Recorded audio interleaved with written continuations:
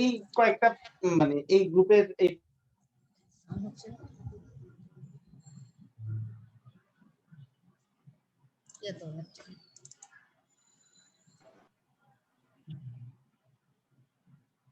Hello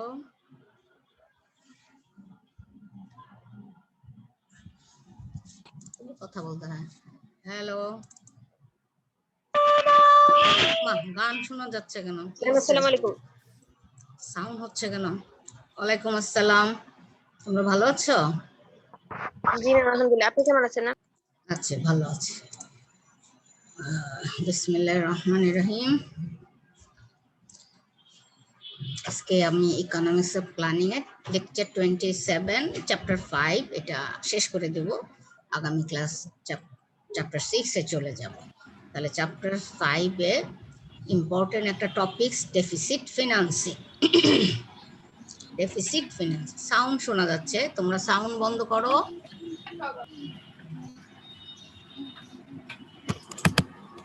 তোমাদের খুব sound madam আসসালামু আলাইকুম। খুবই সাউন্ড হচ্ছে।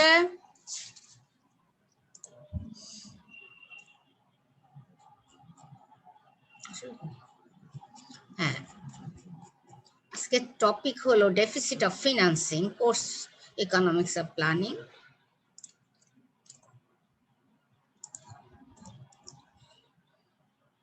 হ্যাঁ, কন্টেন্টস হলো আজকে লেকচার ডেফিসিট ফিনান্সিং মানে ঘাটতি অর্থায়নটা, justification of adoption of deficit financing বা আর্গুমেন্টস ফর ডেফিসিট ফিনান্সিং। এখানে বলেছে ডেফিসিট ফিনান্সিং বা ঘাটতি ব্যয়জনিত যে ঘাটতি ব্যয়জনিত অর্থায়ন যেটা, সেটা কতটুকু যুক্তিসঙ্গত এবং কতটুকু এটার পক্ষে আর্গুমেন্টস কি কি আর্গুমেন্টস রয়েছে বা পক্ষে যুক্তিটা কি কি রয়েছে। 3 নম্বরে আমরা দেখি আর্গুমেন্টস এগেইনস্ট ডেফিসিট ফিনান্সিং, অর্থাৎ এটার বিপক্ষে কি আর্গুমেন্টস অথবা dangers associated with deficit financing, অর্থাৎ তোমার ডেফিসিট ফিনান্সিং এ বিপজ্জনক বা কি কি বিপদ সীমা রয়েছে বা অসুবিধাগুলো রয়েছে, এটার ভেতরে আমরা এটা পাবো। 4 নম্বরে methods of deficit financing, source of deficit financing of government বা বাংলাদেশ। এটা কিন্তু খুবই ইম্পর্টেন্ট একটা টপিক, তোমাদের কোশ্চেন আসে এখানে, অনেক সব কোশ্চেনই আসে, শর্ট কোশ্চেন, ব্রিফ কোশ্চেন সব। মেথডস অফ ডেফিসিট ফিনান্সিং, খেয়াল রাখবা যে এই ডেফিসিট ফিনান্সিং এর পদ্ধতি বা উপায়গুলো কি কি, এইভাবে উপায় হিসেবে বাংলায় লেখা আছে তোমাদের কোশ্চেনে। আবার এটা বিভিন্ন একটা দেশে গভর্নমেন্টের জন্য এই ডেফিসিট ফিনান্সিং সোর্সগুলো কি কি, অথবা বাংলাদেশে এটা কিরকম একই বা ডেভেলপমেন্ট কান্ট্রিগুলোতে কেমন এরকম। 5 নম্বরে আমরা দেখতে পাচ্ছি effects of deficit finance and economic development, অর্থনৈতিক উন্নয়নে ঘাটতি ব্যয়জনিত অর্থায়ন কতটুকু প্রভাব ফেলে। Does deficit finance causes inflation? আচ্ছা, এটা তোমাদের ছোট্ট প্রশ্ন এসেছে, short question. Does deficit finance cause inflation, অর্থাৎ ঘাটতি ব্যয়জনিত অর্থায়ন যেটা, সেটা কি মুদ্রাস্ফীতি করে? এখন আমরা দেখি ডেফিসিট ফিনান্সে উন্নয়ন ব্যয় নির্বাহের জন্য অনেক সময় অন্যান্য উৎস হতে পর্যাপ্ত অর্থ সংস্থান করা সম্ভব না হলে সরকারি কর হ্রাস, ব্যয় বৃদ্ধি, কর ও ব্যয় সমপরিমাণে বৃদ্ধি, ঋণ গ্রহণ, নতুন অর্থ ছাপানো, রাষ্ট্রায়ত্ত শিল্প প্রতিষ্ঠানের মুনাফা সংগ্রহ অথবা সরকার অতীতে সঞ্চিত বা পুঞ্জীবিত অর্থ উত্তোলনের মাধ্যমে অর্থ সংস্থান করতে পারে। তাহলে কি কি খেয়াল করি আমরা, কি কি বিষয়গুলোর মাধ্যমে রাষ্ট্র বা গভর্নমেন্ট বা একটা দেশের সরকার অর্থ সংস্থান বা ফিনান্স করতে পারে। এখানে বিভিন্ন, একটা হলো ট্যাক্স, একটা হলো ব্যয় বৃদ্ধি করে, কর ও ব্যয়ের পরিমাণ বৃদ্ধি, ঋণ গ্রহণ করে, নতুন অর্থ ছাপানো, রাষ্ট্রায়ত্ত শিল্প প্রতিষ্ঠানের মুনাফাগুলো কালেক্ট করে, আর সরকারের অতীতে সঞ্চিত বা পঞ্জীকৃত অর্থ উত্তোলনের মাধ্যমে। এবং এটা বলা হয় ঘাটতি অর্থ সংস্থান, মানে এটাই হলো সরকারের ঘাটতি, মানে উন্নয়ন ব্যয় নির্বাহের জন্য তখন তারা ঘাটতি অর্থ সংস্থান বলা হয় এটাকে। অনুন্নত উন্নয়নশীল দেশে অভ্যন্তরীণ উৎস অপ্রতুল থাকে সবসময়। অনুন্নত উন্নয়নশীল দেশে বিশেষ করে এগুলো বেশি ইম্পর্টেন্ট, এবং সরকারের উন্নয়ন ব্যয়ের অর্থায়নের জন্য এই উৎসের উপর বেশি গুরুত্ব প্রদান করে।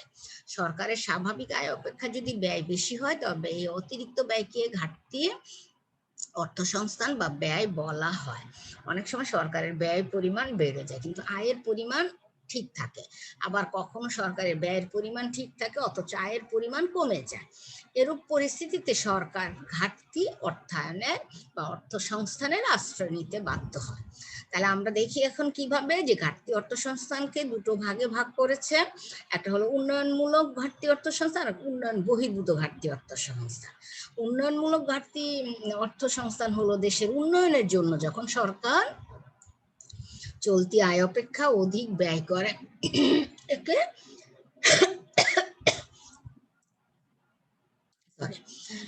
একে উন্নয়নমূলক ঘাটতি অর্থসংস্থান বলে। আর উন্নয়ন বহির্ভূত বলছে যে সমস্ত কাজগুলি যেমন উন্নয়ন মানে অর্থনৈতিক উন্নয়নের সাথে জড়িত থাকে না, সরকার অন্যান্য আদার্স বিভিন্ন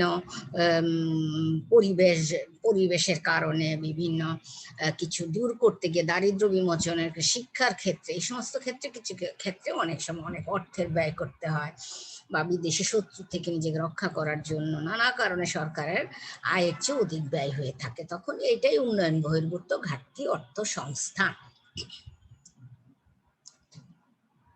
এখন এটা যুক্তিসঙ্গত বা আর্গুমেন্টস ফর ডেফিসিট ফিনান্স, এগুলো আমরা দেখি কি আর্গুমেন্টস রয়েছে এটাতে, কি যৌক্তিকতা কতটুকু। ঘাটতি অর্থসংস্থানের পক্ষে অনেক যুক্তি রয়েছে, সেই যুক্তিগুলো আমরা দেখছি। যে অব্যবহৃত সম্পদ ব্যবহার হয়, দেশের অব্যবহৃত সম্পদের পূর্ণ ব্যবহারের জন্য আমাদের অব্যবহৃত সম্পদগুলো কি, যে মাটির নিচে যে খনিজ সম্পদ থাকে বা আরো নানা জায়গায় খনিজ সম্পদের মানে পাওয়ার সম্ভাবনার জন্য এগুলোকে উত্তোলন করতে হয়, না ওই পারপাসে অনেক যন্ত্রপাতি ব্যবহার করতে হয়, অনেক ব্যয় করতে হয়, জন্য ঘাটতি অর্থসংস্থানের উপযোগিতা রয়েছে।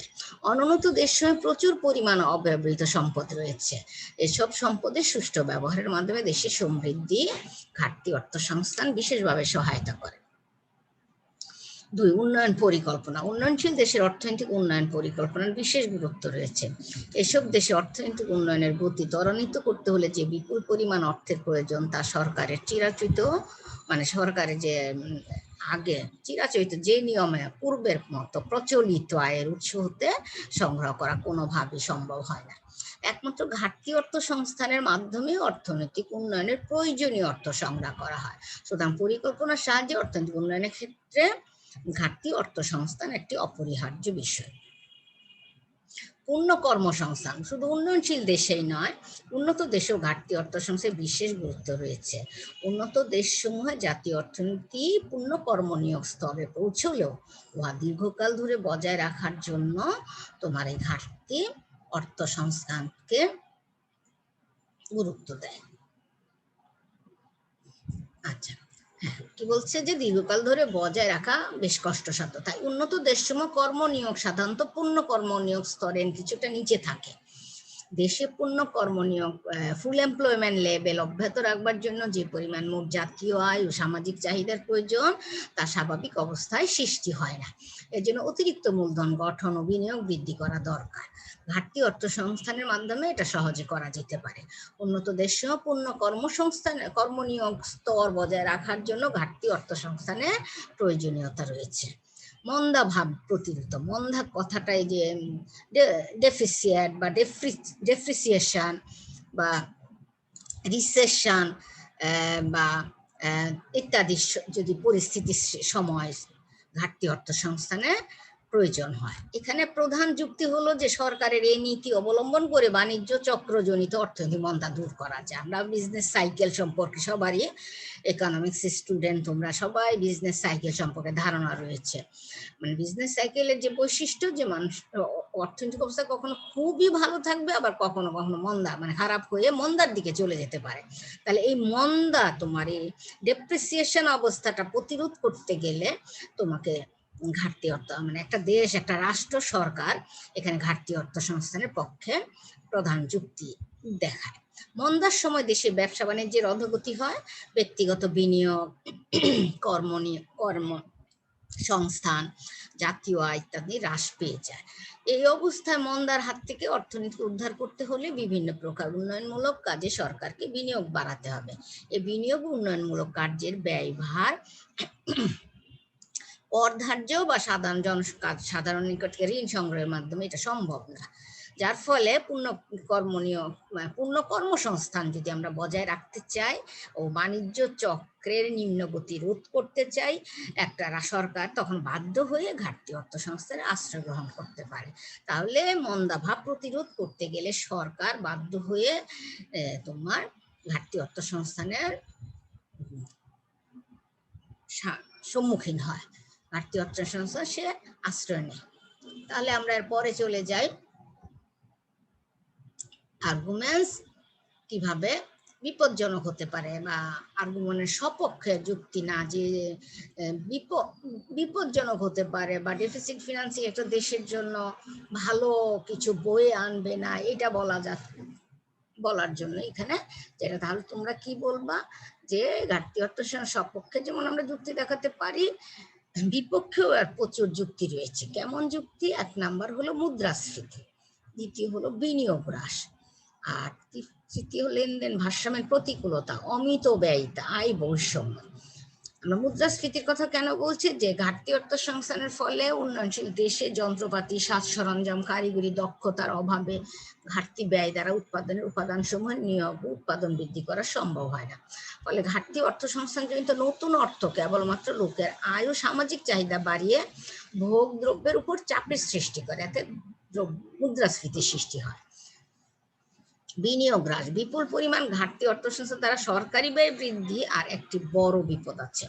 সরকারি বিনিয়োগ যদি অত্যধিক পরিমাণে বৃদ্ধি পায় তাহলে প্রতিযোগিতায় বেসরকারি বিনিয়োগ হ্রাস পেয়ে যায়। কাজে ঘাটতি অর্থসংস্থানের ফলে সরকারি বিনিয়োগ অর্থনৈতিক কাজ কম পরিমাণ সম্প্রসারিত হলে বেসরকারি ক্ষেত্রে যদি সেগুলো তার চেয়ে বেশি সংকুচিত হয় তাহলে ঘাটতি অর্থসংস্থান কোনো সুফল বয়ে আনবে না। লেনদেনে ভারসাম্যের প্রতিকূলতা, ঘাটতি অর্থসংস্থানের দরুন দেশের অভ্যন্তরীণ দাম স্তর বৃদ্ধি পায়, ফলে আমদানি বৃদ্ধি, রপ্তানি হ্রাস পেলে লেনদেনের ভারসাম্যে ঘাটতি সৃষ্টি হয়, অর্থাৎ আমদানি রপ্তানির মধ্যে একটা প্রতিকূলতা সৃষ্টি হয়। অমিত ব্যয়িতা, ঘাটতি অর্থসংস্থান সরকারি অমিত ব্যয়কে প্রশ্রয় দেয়। ঘাটতি অর্থসংস্থান একবার গ্রহণ করা হলে শান্ত এক থেকে আর এটা শেষ ঘটে না, পরিসমাপ্তি হয় না। সরকার প্রয়োজনে অপ্রয়োজনীয় পদ্ধতি অবলম্বন করে, আর এখানে ইচ্ছে মতো সরকার অর্থ ব্যয় করতে থাকে নানা পারপাসে, যার ফলে এটা অমিত ব্যয়িতার সৃষ্টি করে। আয় বৈষম্য, জাতীয় আয়ের বন্টন একটি অর্থনৈতিক সমস্যা এবং এর উপর সামাজিক কল্যাণ ও সমৃদ্ধি নির্ভর করে। তাই প্রত্যেক দেশে সরকার ধনী দরিদ্রের মধ্যে আয় বৈষম্য হ্রাসের চেষ্টা করে, কিন্তু ঘাটতি অর্থসংস্থানের ফলে ধনীরা কি হয়, অনেক বেশি ধনী, আর দরিদ্ররা আরো দরিদ্র হয়। সুতরাং ঘাটতি অর্থসংস্থান আয় বৈষম্য হ্রাস না করে তা বৃদ্ধি করে। তারপরে আমরা চলে যাই methods of deficit financing in government বা অফ গভর্নমেন্ট বা সোর্স অফ। ঘাটতি ব্যয়ের অর্থসংস্থানের পদ্ধতি, এই পদ্ধতিগুলো 4 ধরনের। একটা হলো যে কিভাবে অর্থসংস্থানটা হয়, এটাই বলতে চাচ্ছে যে এই ঘাটতি ব্যয়ের অর্থসংস্থানটা তো সরকার কিভাবে সম্ভব করে। 1 নাম্বার হলো নতুন মুদ্রা সৃষ্টি করে, মানে নতুন নতুন মুদ্রা ছাপায়, বিভিন্ন প্রয়োজনে মুদ্রা ছাপানোর ক্ষমতা একমাত্র বাংলাদেশ ব্যাংকের মাধ্যমে সরকারের রয়েছে, অতএব সরকার ইচ্ছে মতো মুদ্রা ছাপাতে পারে। 2 নাম্বার অভ্যন্তরীণ ঋণ গ্রহণ, মানে জনগণের কাছ থেকে বা বিভিন্ন বেসরকারি প্রতিষ্ঠান, এনজিও নানা অভ্যন্তর থেকে ঋণ গ্রহণ করে। অতিরিক্ত কর আরোপ করে, জনগণের উপর কর আরোপ করে বিভিন্ন ক্ষেত্রে, কর না প্রত্যক্ষ কর, পরোক্ষ কর, এই ধরনের বিভিন্ন কর আরোপ করার ফলে জনগণের জীবনযাত্রার মান নষ্ট হয়ে যায়। বৈদেশিক উৎস থেকে ঋণ গ্রহণ, এগুলো হলো তোমার পদ্ধতি, যে এই বিশেষ করে এই 4টা উৎস আমরা এখানে সংক্ষেপে আবার বর্ণনা করি। নতুন মুদ্রা সৃষ্টির মাধ্যমে অর্থনীতি, তো সবাই জানে যে নতুন মুদ্রা সৃষ্টি কিভাবে, নতুন নোট ছাপানো এবং কেন্দ্রীয় ব্যাংকে রক্ষিত রিজার্ভ তহবিল থেকে অর্থ উত্তোলন, নতুন নোট ছাপানো। আর এটা কি, কেন্দ্রীয় ব্যাংকে তো প্রতি বছরই এক নির্দিষ্ট পরিমাণ অর্থ তোমার ওখানে জমা পড়ে রিজার্ভে, সেই রিজার্ভ থেকে যদি অর্থ উত্তোলন করে। তো সরকার মূলত অন্য কোনো উপায়ে অর্থ সংস্থানে ব্যর্থ হলেই এরূপ চরম উপায় বলে, এটা হলো চরম উপায়। যখন অন্য সব কিছু বন্ধ হয়ে যায় তখন এটা এদিকে হাত দিতে হয়, কারণ এই সরকার মূলত অন্য কোনো উপায়ে অর্থ সংস্থান যখন করতে পারে না তখন অর্থায়নের সাথে, এ ধরনের অর্থায়নের সাথে কি মুদ্রাস্ফীতি, অপচয়, অনিয়ম, দুর্নীতি সহ আরো অনেক বিপদ জড়িত থাকে। সাধারণত প্রাকৃতিক দুর্যোগ ও যুদ্ধাবস্থায় জরুরি ব্যয় মিটাতে সরকার এরূপ অর্থায়নের আশ্রয় গ্রহণ করে থাকে। তবে এই পদ্ধতি অবশ্যই স্বল্পমেয়াদী হওয়া বাঞ্ছনীয়। বাজেটে দীর্ঘমেয়াদী ঘাটতি ব্যয় মেটাতে এরূপ অর্থায়ন কখনো কাম্য হতে পারে না। বাংলাদেশের মতো উন্নয়নশীল দেশে কেন্দ্রীয় ব্যাংকের তহবিলের ঘাটতি ব্যয় মেটানোর মতো বিপুল পরিমাণ অর্থ জমা থাকে না। তারপরে আমরা চলে অভ্যন্তরীণ ঋণ গ্রহণ করে অর্থায়ন। সেটা কিভাবে? ঘাটতি বাজেট অর্থায়নের অন্যতম প্রধান একটি উপায় হলো ঋণ গ্রহণ। সরকার দেশের অভ্যন্তরে বিভিন্ন উৎস থেকে ঋণ নেয়। রাজনৈতিক, সামাজিক, অর্থনৈতিক নানা বাধার কারণে কর আরোপের মাধ্যমে অর্থ সংগ্রহ করা না গেলে সরকার ঘাটতি অর্থায়নে এরূপ ঋণের আশ্রয় গ্রহণ করে। বাংলাদেশের মতো উন্নয়নশীল দেশগুলো তো এমনকি উন্নত দেশে উক্ত উপায় অর্থ সংস্থান করাকে নিরাপদ মনে করে। সরকারি ঋণ দেশের অভ্যন্তরে কোনো প্রকার রাজনৈতিক, সামাজিক বিরূপ প্রতিক্রিয়া সৃষ্টি করে না। আবার ঋণদাতা ব্যক্তি, প্রতিষ্ঠানও অর্থনৈতিকভাবে নিজেকে ক্ষতিগ্রস্ত মনে করে না, কারণ ঋণদাতাগণ সরকারকে ঋণ দেয়া তাদের বিনিয়োগ হিসেবে বিবেচনা করে, যা থেকে ভবিষ্যতে প্রাপ্তি যোগ আছে।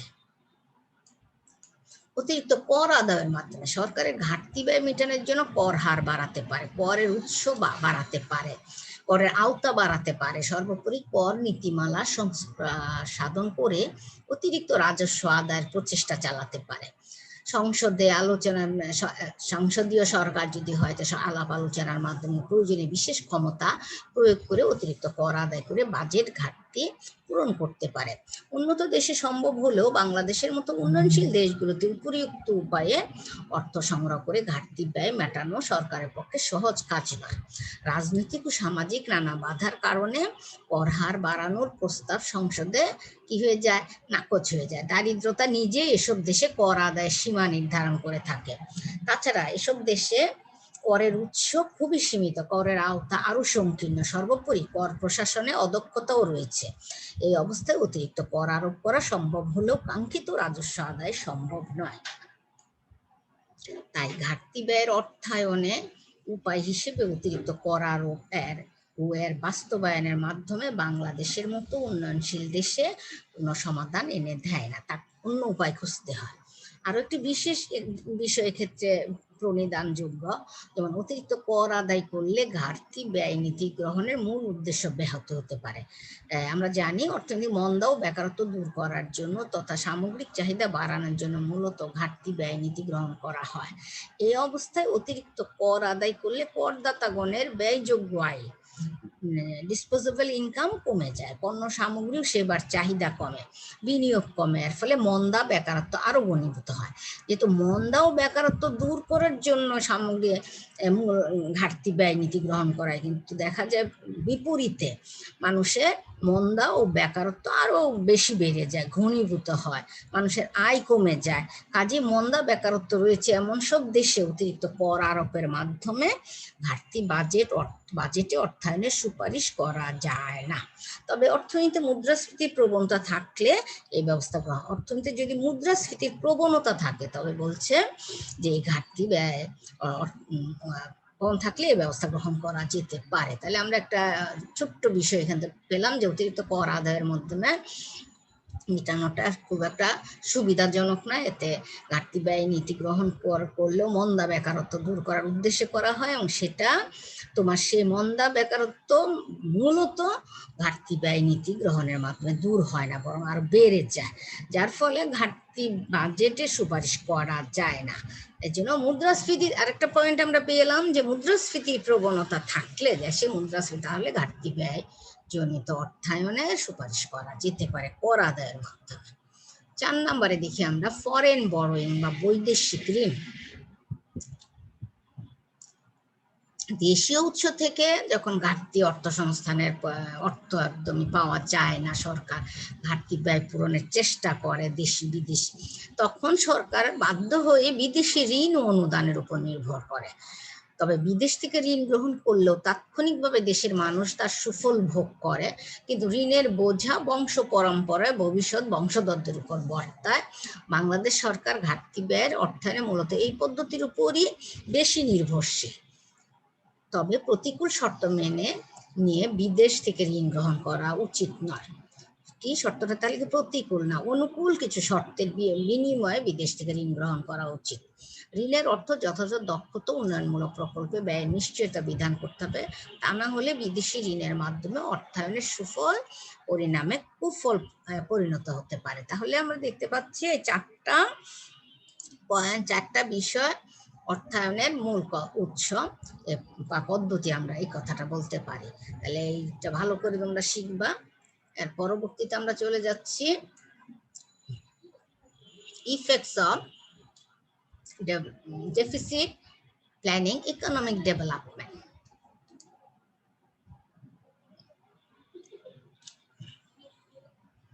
ইফেক্টস অফ ইকোনমিক, কি বলেছে যে এটা অর্থনৈতিক উন্নয়নে এই ডেফিসিট ফিনান্স প্রভাবটা আমরা এটা ম্যাথমেটিক্যালি একটু দেখাচ্ছি। সরকার যদি, আমরা পূর্বেও বলেছি সরকার বিভিন্ন ভাবে ঋণ গ্রহণ করে, সরকার যদি নতুন মুদ্রা সৃষ্টি করে, ঋণ গ্রহণ কিংবা অতিরিক্ত কর আরোপ করে ঘাটতি অর্থ সংস্থান করে, তাহলে দেশে বিনিয়োগ বাড়বে। বিনিয়োগ বাড়লে সামগ্রিক চাহিদা বাড়বে, সামগ্রিক চাহিদা বাড়লে নিয়োগ বাড়বে, আবার আয়ের বৃদ্ধি করবে। কি বলছে যে এই যে নতুন মুদ্রা সৃষ্টি করা, ঋণ গ্রহণ করা, অতিরিক্ত কর আরোপ করা বা বিদেশি ঋণ গ্রহণ করা, ঘাটতি অর্থ সংস্থান করলে কি হবে, দেশে সামগ্রিকভাবে যেহেতু অর্থায়ন হচ্ছে এবং সরকার নানা বিনিয়োগ বৃদ্ধি করতে পারে, রাস্তাঘাট, ব্রিজ, কালভার্ট যেগুলো করলে বিভিন্নভাবে আয়ও বাড়বে। যেমন আমাদের পদ্মা সেতু যেটা করছে উত্তরাঞ্চলের সাথে দক্ষিণাঞ্চলের একটা ভালো সেতু বন্ধন হবে এবং খুব দ্রুত মানুষ যেমন রাজধানীর সাথে যোগাযোগ করতে পারবে, তেমন বিভিন্ন দ্রব্য সামগ্রী সবকিছু এই দেশ থেকে এক অঞ্চল থেকে আর এক অঞ্চলে আসবে এবং পূর্ণ কর্মসংস্থান বৃদ্ধি পাবে। বিনিয়োগ বাড়লে কি হয়, সামগ্রিক চাহিদা বাড়ে, তাই না? সামগ্রিক চাহিদা বাড়লে নিয়োগ, মানে নিয়োগ বলতে এখানে কর্মসংস্থান বাড়ে, মানুষের আয় বাড়ে, কর্মসংস্থান বৃদ্ধি পেলে আয় বাড়বে, নানাভাবে জনগণের একটা প্রশস্তি আসবে, বাড়বে, আয়ের বৃদ্ধি ঘটাবে। এভাবে গুণক প্রক্রিয়া চলতে থাকবে। গুণক প্রক্রিয়া সম্পর্কে তো তোমাদের সবারই ধারণা আছে, কে ইকুয়াল টু কি 1/1 মাইনাস বি সূত্র। কিন্তু এটা সরকারি ব্যয়জনিত, যেহেতু আমরা সরকারি ব্যয়জনিত হলে কি গভর্নমেন্ট থাকবে সেখানে, তাই না? তাহলে মাথায় রাখো, এই যে এখানে চলে আসছে গুণক প্রক্রিয়া চলতে থাকবে। যদি সরকার, এই যে ডেল জি মানে কি, গভর্নমেন্ট ব্যয়টা যদি বাড়ায়, পরিমাণে ঘাটতি ব্যয় নির্ভর করে, মানে যে তোমার পরিমাণটা হলো ডেল্টা জি, এই পরিমাণে ঘাটতি ব্যয় নির্ভর করে, তাহলে ডেল ওয়াই পরিমাণে জাতীয় আয় বাড়বে।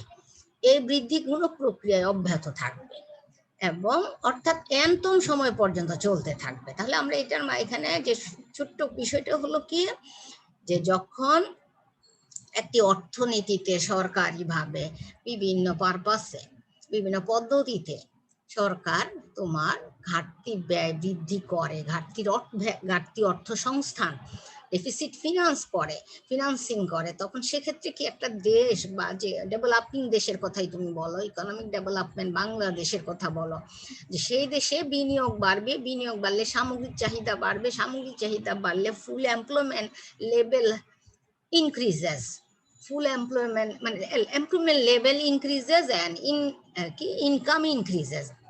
এটা কি প্রক্রিয়া, আমরা জানি যে গুণক প্রক্রিয়া, এটা চলতে থাকবে, তাই না?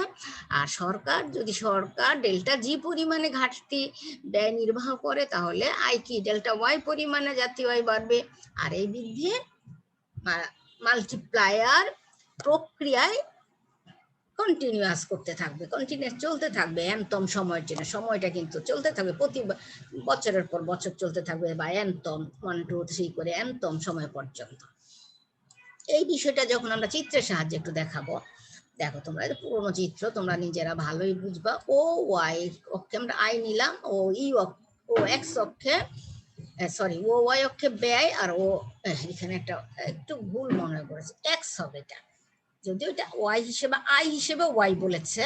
আচ্ছা যাক হলো, আমরা ও এক্স অক্ষে জাতীয় আয় ধরেছে, আর ও ওয়াই অক্ষে এক্সপেন্ডিচার মানে সরকারি ব্যয়টা ধরা হয়েছে। আর 45 ডিগ্রি অ্যাঙ্গেলে যে রেখাটা তোমরা দেখতে পাচ্ছ, এটা তো তোমরা জানো, সব পরিচিত। আর সি প্লাস আই প্লাস জি, দেখো এখানে একটা সমান্তরাল, একটি সমান্তরাল না, একটি রেখা। আরেকটি হলো এটার বরাবর, দেখো ডেল্টা জি গভর্নমেন্ট ব্যয়, সরকারি ব্যয় বা ঘাটতি ব্যয় বৃদ্ধি পেয়েছে, দেখো বেড়ে তোমার রেখাটাকে বরাবর চলে গেল। এখন আমরা একটু দেখি যে আগে y1 ছিল, এখানে y2 এসেছে, ঠিক আছে। তারপরে এটা আরো বেড়েছে জাতীয় আয় yn পরিমাণ।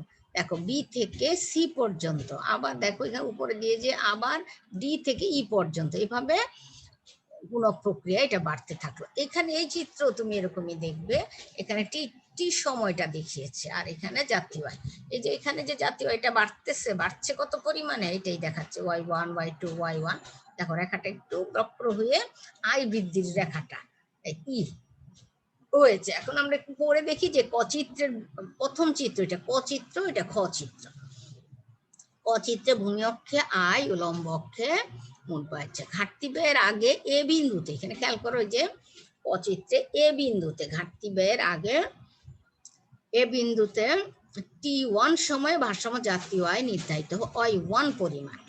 মনে করি সরকার ডেল্টা জি পরিমাণ ঘাটতি ব্যয় করে, তাহলে y1 আয় স্তরে সামগ্রিক যোগান অপেক্ষা y1 আয় স্তরে সামগ্রিক যোগান অপেক্ষা সামগ্রিক চাহিদা বেশি হবে, এবং সেই বেশি পরিমাণটা হলো এ বি পরিমাণ বেশি। এই সামগ্রিক চাহিদা বৃদ্ধির ফলে, সামগ্রিক চাহিদা বৃদ্ধির ফলে জাতীয় আয় বিসি, দেখো এখানে বিসি পরিমাণে y1 y2 পরিমাণ বাড়বে। আয় বৃদ্ধির কারণে সামগ্রিক চাহিদা আবার সিডি পরিমাণে বাড়বে। আবার ডিই, দেখো ডিই পরিমাণে জাতীয় আয় বাড়বে। এভাবে ক্রমান্বয়ে ডেল্টা জি পরিমাণে ঘাটতি ব্যয় ক্রমান্বয়ে y1 yn পরিমাণ জাতীয় আয় বাড়াতে সক্ষম হবে। দেখো এখানে y1 থেকে আমরা দেখতে পাচ্ছি y1, আর এদিকে এইভাবে দেখাচ্ছে, দেখো এইভাবে দেখাচ্ছে বিসি, তারপরে আবার ব্যয় দেখালো একটু, কিন্তু আয়টা বেশি, ঠিক আছে। এটা যে পরিমাণ আয় বাড়ছে তার চেয়েও জাতীয় আয় বেশি বেড়ে যাচ্ছে, তাহলে এটা। আর দ্বিতীয় চিত্রে তোমরা একটু খেয়াল করো, y1 yn চিত্র পরিমাণে জাতীয় আয় বাড়াতে সক্ষম হবে। আচ্ছা এটা প্রথম চিত্রে। তারপর দেখো টি সময়, এই যে টি সময় লম্ব অক্ষে জাতীয় আয় ধরলাম, দেখা যাচ্ছে এ বিন্দুতে প্রাথমিক আয় হলো y1, তারপর T2 সময়ে এই যে সি বিন্দুতে y2, T3 সময়ে সি বিন্দুতে y1। তাহলে আমরা দেখতে পাচ্ছি y1 y2 yn পর্যন্ত তোমার জাতীয় আয় বৃদ্ধি পেয়েছে। ঘাটতি অর্থ সংস্থানের ফলে জাতীয় আয় বৃদ্ধির প্রক্রিয়া অনেক সময় ধরে চলতে থাকবে। এভাবে ঘাটতি বা একটি দেশের জাতীয় আয় ও নিয়োগ বৃদ্ধির মাধ্যমে অর্থনৈতিক উন্নয়নে ইতিবাচক ভূমিকা, মানে ভালো ভূমিকা পালন করবে। এ পর্যন্ত আমরা বুঝতে পেরেছি, তাই না? তারপর দেখো এটা আবার গাণিতিক প্রক্রিয়া ব্যাখ্যা করা হয়েছে, যেটা আমরা গুণক প্রক্রিয়া এরকম একটা ব্যাখ্যা দেখি। যদি সরকার ডেল্টা জি পরিমাণে ঘাটতি ব্যয় করে, প্রান্তিক ভোগ প্রবণতা হলো বি, আর বিটা হলো শূন্যের চেয়ে বেশি, একের চেয়ে কম, শূন্যের চেয়ে জিরো। হ্যাঁ, জাতীয় আয়ের পরিবর্তন দেখো 1 নম্বর সমীকরণটা একটু খেয়াল করো, আমরা এই সমীকরণ আগেও ব্যবহার করছি, del Y equal to del G plus বি1 ডেল জি প্লাস বি2 del G plus B to the power n-1 del G, 1 number সমীকরণ। এখন 1 নং সমীকরণ উভয় পক্ষকে কি করব, আমরা বি দিয়ে আবার গুণ করব, স্মল বি মানে প্রান্তিক ভোগ প্রবণতা দিয়ে। দেখো B del Y equal to B del G, এভাবে আমরা 2 নম্বর সমীকরণটা একটু খেয়াল করো, বি দিয়ে করার কারণে বি পরিমাণ বাড়তে থাকে, বি বি বি স্কোয়ার, বি3, বি কিউব, এবার B to the power n del G 2। এভাবে 2 নং সমীকরণ থেকে, ইকুয়েশন থেকে এক নং ইকুয়েশন তুমি কি করো, মাইনাস করবা, del Y minus B del Y, যে এই দুটো আমরা যখন বিয়োগ করব তখন দেখো কি পাওয়া যাবে, del Y minus B del Y. আর এই পাশে দেখো খেয়াল করো, এই যে এখানে এই যে বি টু, এই যে এটা মাইনাস করবো তো তাহলে এটা কেটে যাবে, এগুলো এভাবে প্রত্যেকটাই ক্রস হয়ে যাবে, মানে মাইনাস হয়ে যাবে। আর থাকলো কি, ডেল্টা জি থাকবে, এই যে ডেল্টা জি থাকবে, আর এই বি মাইনাস বি টু, যে B to the power N del G থাকবে। 3 নাম্বার সমীকরণ। এখন আমরা এখান থেকে ডেল ওয়াই 1 মাইনাস বি এটা নিলাম, del G 1 minus B to the power N, এভাবে ডেল ওয়াই ইকুয়াল টু কত পেলাম, del G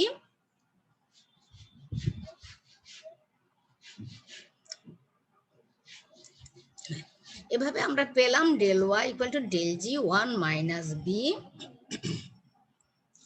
1 minus del G 1 minus B to the power N 1 minus B divided by 1 minus B, 4 number সমীকরণ। তাহলে আমরা এখানে দেখো আবার একটা জিনিস, এন বলছে যে এটা অসীম হলে B to the power N হবে 0, তাহলে 4 নাম্বার সমীকরণ দাঁড়াবে কি, del Y equal to del G by 1 minus B, যা 5 নাম্বার সমীকরণ। সুতরাং দেখা যাচ্ছে যে ডেল জি পরিমাণে ঘাটতি ব্যয় নির্বাহ করলে, মানে সরকারি ব্যয়, সরকারের আর্থিক ফিনান্স, ডেফিসিট ফিনান্স, যদি তুমি একটা সরকার এই ব্যয়টা নির্বাহ করে তাহলে জাতীয় আয় বৃদ্ধির পরিমাণ কত হবে, এখানে ডেল ওয়াই পরিমাণ জাতীয় আয় বৃদ্ধির পরিমাণ হবে।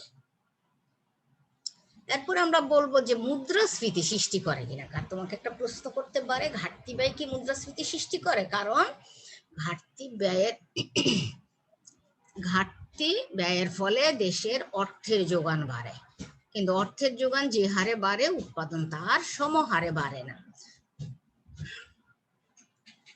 ফলে অর্থনীতিতে মুদ্রাস্ফীতি সৃষ্টি হয়। বিশেষ করে উন্নয়নশীল দেশগুলোতে আর্থসামাজিক কাঠামোর দুর্বলতার কারণে মুদ্রাস্ফীতি দেখা দেয়। সরকার যদি নতুন মুদ্রা সৃষ্টির মাধ্যমে ঘাটতি ব্যয় নির্বাহ করে তাহলে গুণক প্রক্রিয়ায় আর্থিক বা নামিক আয় বাড়বে, আর্থিক মানে ইনকাম বাড়বে, কিন্তু প্রকৃত আয় বাড়বে না, তাই দেশে মুদ্রাস্ফীতি দেখা দেয়। তাহলে উপরোক্ত প্রচলিত এই ধারণার সাথে অনেক অর্থনীতিবিদ আবার একমত না। বিশেষ করে ভারতীয় অর্থনীতিবিদ ডক্টর BKRV রাও মনে করেন ঘাটতি ব্যয়ের কারণে মুদ্রাস্ফীতি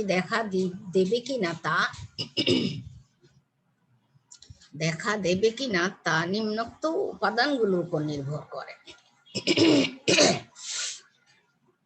বিনিয়োগের মাত্রা, নতুন মুদ্রা সৃষ্টির মাধ্যমে ঘাটতি ব্যয় নির্বাহ করলে সৃষ্ট আর্থিক আয়ের কতটুকু, করের মাধ্যমে বেসরকারি এখানে 27 and 30 এটা কেন বলতো, এটাই না? আচ্ছা আচ্ছা, ঘাটতি ব্যয়ের কারণে মুদ্রাস্ফীতি দেখা দিবে,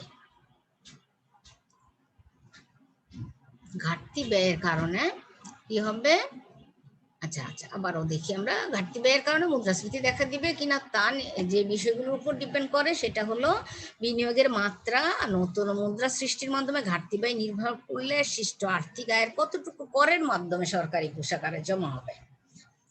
বলছে যে নতুন মুদ্রা সৃষ্টির মাধ্যমে যদি ঘাটতি ব্যয় নির্ভর করে তাহলে সৃষ্ট আর্থিক আয়ের কতটুকু করের মাধ্যমে সরকারি কোষাগারে জমা হবে।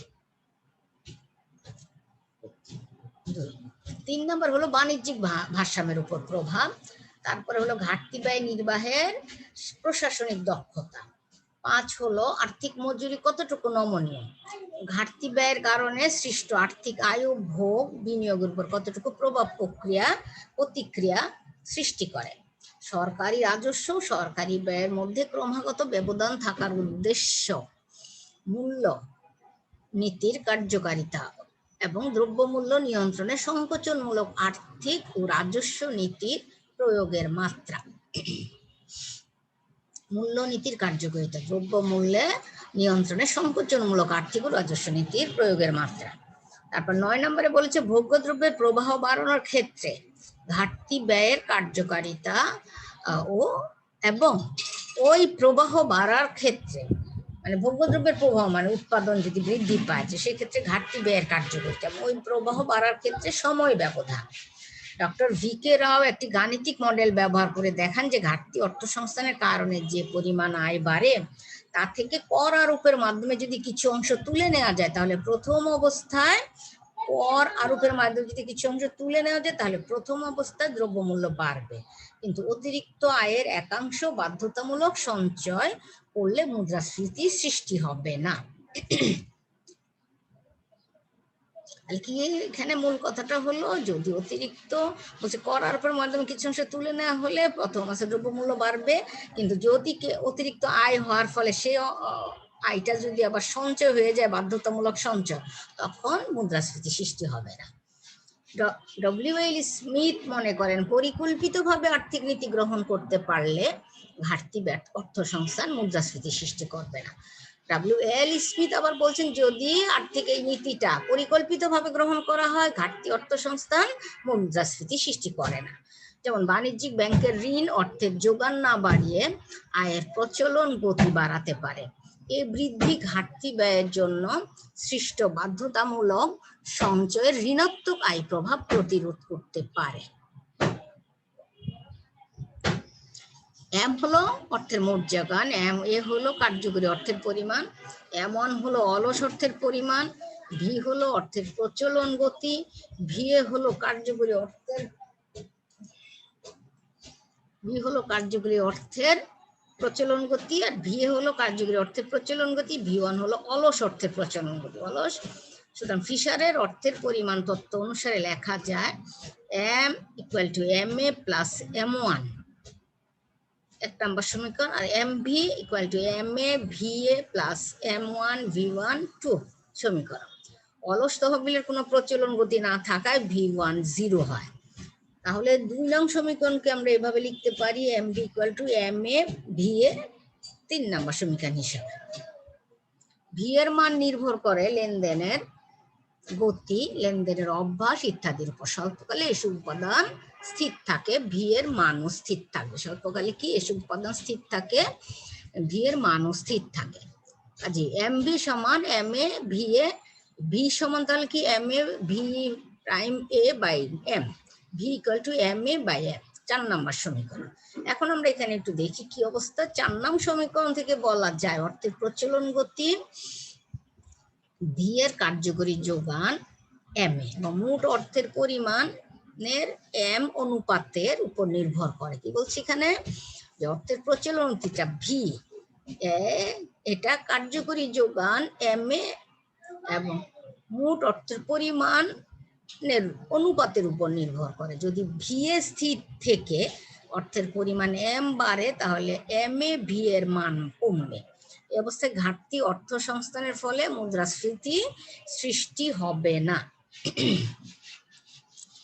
তাহলে আমরা উপরোক্ত আলোচনার প্রেক্ষিতে বলা যায় ঘাটতি ব্যয় নীতি অনুসরণ করলে মৃদু মুদ্রাস্ফীতি সৃষ্টি হলেও কার্যকরী আর্থিক রাজস্ব নীতি গ্রহণ করার মাধ্যমে তা প্রতিরোধ করা সম্ভব। অর্থাৎ ঘাটতি অর্থসংস্থার পাশাপাশি যথোপযুক্ত মাত্রায় আর্থিক ও রাজস্ব নীতি গ্রহণ করলে অর্থনীতি মুদ্রাস্ফীতি সৃষ্টি হয় না।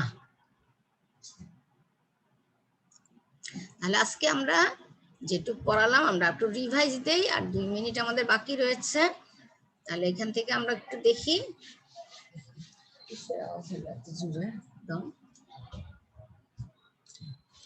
সময় কিসের আওয়াজ হইলো এত জুড়ে। এখানে দেখো কি এটা কি, এটা চলছে টোটাল কত 26 জন। আচ্ছা, তারপর আমরা আজকে যা পড়ালাম যে ডেফিসিট ফিনান্সিং, এটা কিভাবে ডেফিসিট ফিনান্সিং এর বিষয়টা কি, যে কিভাবে তোমার ডেফিসিট ফিনান্সিং হয়। একটা সরকারি কর হ্রাস, ব্যয় বৃদ্ধি, কর ও ব্যয় পরিমাণ বৃদ্ধি, ঋণ গ্রহণ, নতুন অর্থ ছাপানো, রাষ্ট্রায়ত্ত বিভিন্ন ধরনের, এটাকে ঘাটতি অর্থসংস্থান বলে। এটা আবার 2 ভাগে ভাগ করেছে, একটা উন্নয়নমূলক ঘাটতি অর্থসংস্থান, একটা উন্নয়ন বহির্ভূত ঘাটতি অর্থসংস্থান। আর এটা জাস্টিফিকেশ পক্ষে যে যুক্তিগুলো সেটা অব্যবহৃত সম্পদের ব্যবহার, উন্নয়ন পরিকল্পনা, পূর্ণ কর্ম নিয়োগ, মন্দাভাব প্রতিরোধ। এখানে কথা কেন,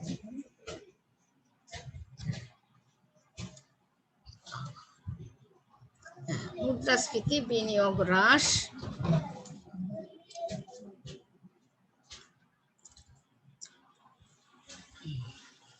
লেনদেন ভারসাম্যের প্রতিকূলতা। আচ্ছা, এরপরে হলো আর্গুমেন্টস এগেনস্ট, মানে বিপক্ষেও যুক্তি রয়েছে।